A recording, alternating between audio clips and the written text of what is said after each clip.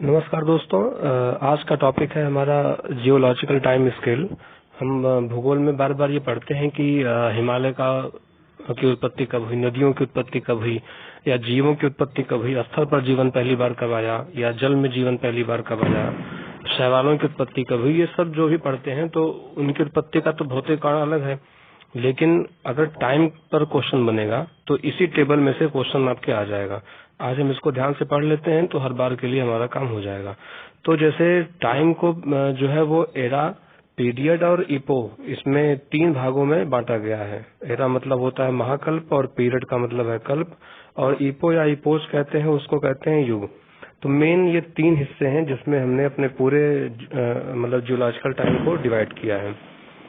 जो ये आपका एरा है इसमें कैम्ब्रियन काल जो है वो एक समझिए कि आपका लैंडमार्क है, कैम्ब्रियन से पहले और कैम्ब्रियन के बाद। तो जो कैम्ब्रियन काल है उससे पहले का जो काल है उसको बोलते हैं प्री कैम्ब्रियन। इसका मतलब वो प्री कैम्ब्रियन एरा है, वो महाकल्प है।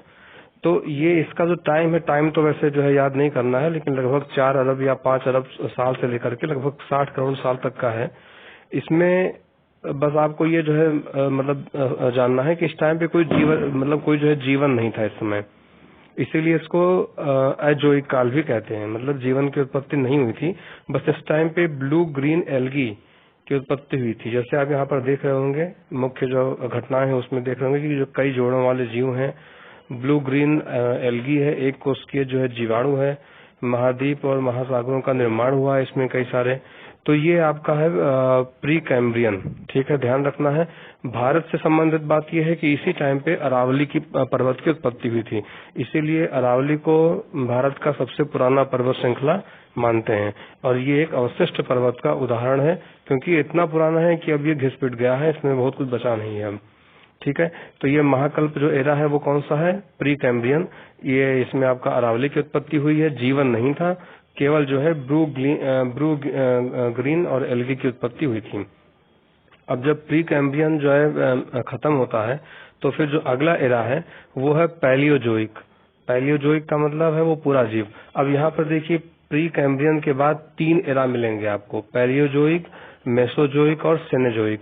तो अगर क्वेश्चन बनता है कि कुल कितने एराज हैं तो आप 4 पे टिक कर देंगे कि कुल जो है टाइम स्केल में कुल 4 एरा हैं। एक है प्री कैम्ब्रियन, दूसरा है पैलियोजोइक, तीसरा है मेसोजोइक और चौथा है सेनेजोइक। ये 4 एरा हैं। तो ये जो पैलियोजोइक वाला एरा है, मतलब पूरा जीव वाला एरा है, इसको फिर फर्दर हमने जो है 6 जो है पीरियड, मतलब जो है 6 कल्पों में बांटा है। वो स्टार्टिंग उसकी होगी कैम्ब्रियन से, फिर आर्डोविसियन, फिर सिल्यूरियन, फिर डेवोनियन, कार्बोनिफेरस और परमियन। ये 6 हैं। इसको मैंने जो कोड बनाया है वो कास डीसीपी, मतलब कास में भी जो है डीसीपी होता कहीं का, तो कास डीसीपी से आप भी इसको याद कर लेंगे। तो सबसे पहला जो आएगा वो कैम्ब्रियन आएगा, क्योंकि जो है नीचे से ऊपर की ओर हम लोग जाएंगे। तो जो पहला आएगा वो कैम्ब्रियन आएगा। इसका सन साल याद करने की जरूरत नहीं है, मोटा मोटा समझिएगा कि 50 से जो है 60 करोड़ साल की बात हो रही है। कैम्ब्रियन जो काल है इसमें मतलब विंध्याचल जो हमारा पर्वत है उसकी उत्पत्ति हुई है कैम्ब्रियन काल में। दूसरा ये है कि इसमें स्थल पर कोई जीवन नहीं था, ठीक है। अभी सिर्फ पर्वत बन रहे हैं, महासागर बन रहे हैं, स्थल पे कोई जीवन नहीं है। जल में जीवन आ गया है, लेकिन वो भी बिना रीढ़ की हड्डी वाले जीव हैं जो कैम्ब्रियन काल में आए हैं। उसके बाद फिर कैम्ब्रियन के ऊपर चलेंगे तो आर्डोविसियन है। आर्डोविसियन काल में क्या है कि सिर्फ एक मतलब जो है जल में मछली की उत्पत्ति हुई है, क्योंकि मछली जो है वो रीढ़ वाली जो है मतलब जीव होती है। तो कैम्ब्रियन का अगला स्टेज वही है। कैम्ब्रियन में क्या था? कैम्ब्रियन में स्थल पे कोई जीवन नहीं था, जल में जीवन था, लेकिन वो बिना रीढ़ की हड्डी वाले का था। अब आर्डोविसियन में क्या हुआ कि रीढ़ की हड्डी वाला, मतलब जो है मछली की भी उत्पत्ति हो गई। उसके बाद फिर सेल्यूरियन है। सेल्यूरियन जो है वो स्थल पर यहाँ पर पहली बार पौधों का उद्भव होता है, और स्थल पर ही जीवन के पहले चिन्ह यहाँ पर देखने को मिलते हैं, ठीक है। मतलब ये ध्यान रखना है कि स्थल पर जीवन का पहला चिन्ह है और रीढ़ वाले जीव हैं। अच्छा, इसमें पहले जो आर्डोविसियन वाले में मैंने आपको बताया था कि मछली है, मछली ध्यान रखना है कि रीढ़ वाले जीव नहीं है, ठीक है। तो कैम्ब्रियन जो था वो बिना रीढ़ की हड्डी वाले जो है जीव का काल था, ऑर्डोविशियन जो था वो फिर मछली का काल था। उसके बाद फिर सिल्यूरियन जो हुआ, यहाँ पर पहली बार स्थल पर जीवन का चिन्ह आया और रीढ़ वाले जीवों की उत्पत्ति हुई और स्थल पर पहली बार पौधों का उद्भव हुआ है इसी काल में। ठीक है, उसके बाद फिर कहा गया, फिर ये जो है आपका डेवोनियन है। डेवोनियन को मत्स्य युग भी कहते हैं क्योंकि यहाँ पर बहुत ज्यादा मतलब मछली प्रधान जीवों की मतलब प्रधानता थी। और दूसरा इसमें क्या हुआ कि इसमें स्थल और जीव दोनों पर रहने वाले जीवों की मतलब स्थल और जल दोनों पर रहने वाले जीवों की उत्पत्ति हुई, इसीलिए यहाँ पे उभयचर जीवों की उत्पत्ति भी हुई है डेवोनियन में। डेवोनियन के बाद फिर कार्बोनिफेरस युग आएगा। कार्बोनिफेरस में पहले जो है रेंगने वाले जीव मतलब रेप्टाइल्स का जो है आविर्भाव हुआ है और जंतु रीढ़ हड्डी वाले पहले जीव हैं। ठीक है, तो ये आपका कार्बोनिफेरस आ गया है। कार्बोनिफेरस के बाद फिर पर्मियन है। पर्मियन में ऐसा मानते हैं कि यहाँ पे रेंगने वाले जीवों की अधिकता हो गई। भाई जो रेंगने वाले जीव हैं उनकी उत्पत्ति कार्बोनिफेरस में हुई थी और पर्मियन में क्या हुआ कि यहाँ पर रेंगने वाले जीवों की सबसे ज्यादा अधिकता हो गई थी। तो ये इस तरीके से हमारा पैलियोजोइक एरा जो है वो खत्म होता है। Cambrian, Ordovician, Silurian, Devonian, Carboniferous और पर्मियन। यहाँ पर्मियन पर आते आते लगभग 24 करोड़ मतलब वर्ष तक हम आ चुके हैं। इसके बाद फिर जो हमारा अगला एरा है वो है मेसोजोइक। मेसोजोइक को फिर से फर्दर हमने जो है 3 पीरियड्स में जो है डिवाइड किया है, ट्रियासिक, जुरासिक और क्रिटेशियस। ये तो आसानी से जो है याद हो जाएगा। जुरासिक का मतलब सबको पता होता है कि जो है डायनासोर का युग है, तो जुरासिक को मध्य में कर दीजिए, उसके पहले ट्रियासिक और उसके ऊपर क्रिटेशियस।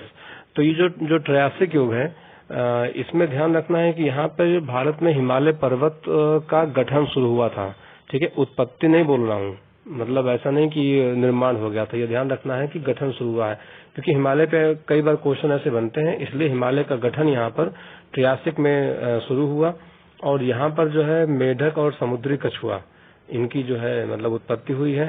फिर उसके बाद जुरासिक काल आएगा, ये डायनासोर का युग है।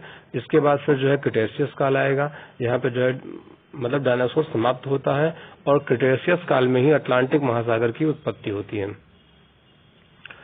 फिर मेसोजोइक के बाद सेनोजोइक आएगा। सेनोजोइक जो एरा है इसका आप ध्यान कर सकते हैं कि ये आज से लेकर के और लगभग 6.5 करोड़ जो है साल पहले तक था ये सेनोजोइक को फिर से हमने जो है टर्शियरी और क्वाटरनरी 2 पीरियड्स में जो है डिवाइड किया है।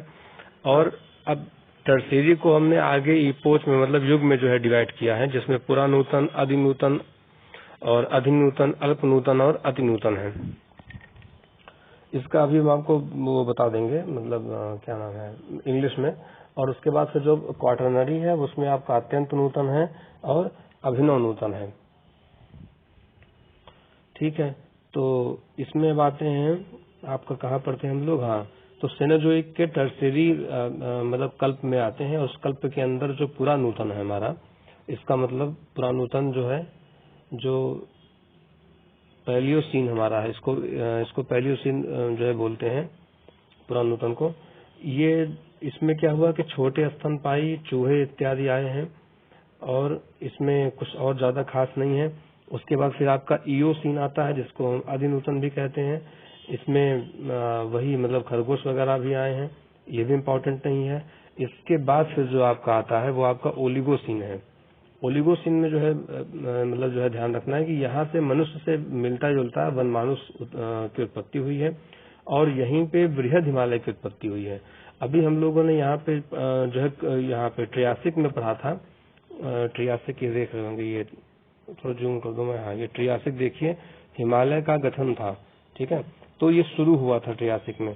लेकिन ये जो अभी हम लोग यहाँ पे ओलिगोसीन पढ़ रहे हैं, अधिनूतन पढ़ रहे हैं, ओलिगोसीन अधिनूतन में देखिए लिखा है मनुष्य से मिलता जुलता वनमानुष जंतु और बृहद हिमालय की उत्पत्ति। तो यहाँ पर बृहद हिमालय की उत्पत्ति हुई। इसके ऊपर फिर आपका मायोसीन आता है। मायोसीन का मतलब अल्पनूतन। यहाँ पे वनमानुष, फूल पौधे वाले वृक्ष आ गए और मध्य हिमालय या जिसको लघु हिमालय कहते हैं उसकी उत्पत्ति हुई। और उसके ऊपर आपका फिर अतिनूतन आता है। अतिनूतन का मतलब प्लायोसीन है। प्लायोसीन में आपके आरंभिक मनुष्य के पूर्वज आ गए और यहाँ पर शिवालिक की उत्पत्ति हुई है। तो अगर हिमालय का गठन कोई पूछे कि कब शुरू हुआ तो ट्रियासिक में, और अगर हिमालय की उत्पत्ति कब शुरू हुई, तो हिमालय की उत्पत्ति कई चरणों में हुई है। जो आपका बृहद हिमालय है वो आपका ओलिगोसीन है, जो आपका मध्यवर्ती हिमालय है वो आपका मायोसीन है, और जो आपका शिवालिक है वो आपका प्लायोसीन है। ये इतनी बातें हो गई। अब हम आते हैं जो हमारा क्वाटरनरी पीरियड है, उसमें क्वाटरनरी में आपके अत्यंत नूतन और अभिनव नूतन है। अत्यंत नूतन को हम प्लीस्टोसीन भी कहते हैं। प्लीस्टोसीन जो है ये हमारा बहुत बड़ा, इसमें हिम युग आया था। यहाँ पे आदि मानव की उत्पत्ति हुई है। और प्लीस्टोसीन के बाद हमारा जो है वो होलोसीन है, जो अभी चल रहा है। ये आज से लेकर के 10,000 साल पहले तक का है। ये 10,000 साल जिसको हमने इतिहास में प्रागैतिहासिक काल में जो है पढ़ा था, पूरा पाषाण काल के रूप में, ये वही वाला है। यहाँ पर आधुनिक मानव की उत्पत्ति हुई है। ठीक है, तो ये पूरा हमारा कालक्रम है। इसमें आपको जो है ये मतलब जीवों की उत्पत्ति के बारे में, उसके बाद फिर हिमालय की उत्पत्ति के बारे में ही जो है जानना है। उसके बाद फिर जो अगला हम लोगों का लेक्चर होगा, उसमें हम लोग हिमालय की उत्पत्ति कैसे हुई, नदियों की उत्पत्ति कैसे हुई, इसके बारे में अध्ययन करेंगे। तब तक के लिए धन्यवाद।